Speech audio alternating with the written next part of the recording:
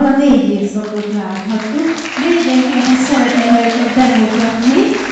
Itt kezdeném akkor az elején, mert úgy látom, hogy ez következik most már a tavasz. Valóban jól gondolom? Itt a tavasz, fut a tél, kis méhecske döntse. Én vagyok a tavasz, elhoztam a húsvétot és a jó időt. Megnézzük a következőt. Hát ő rajta tényleg itt van a tavasznak a jelképe, a ruhája.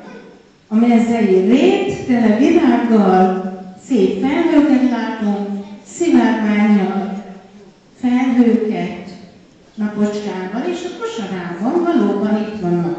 Húsvéti nyuszi a tojással és az aranyeső. Következő évszak mi lehet? A meleg anyák,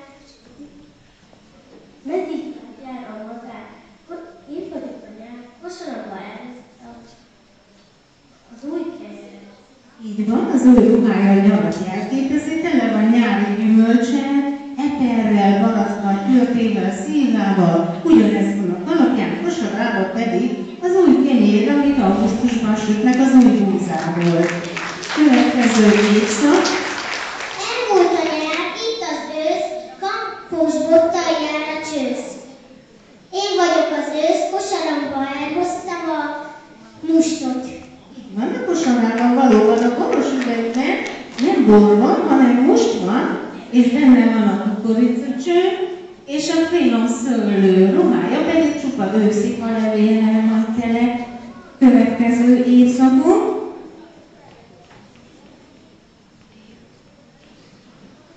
Én vagyok a tél, elhoztam a karácsony ünnepét.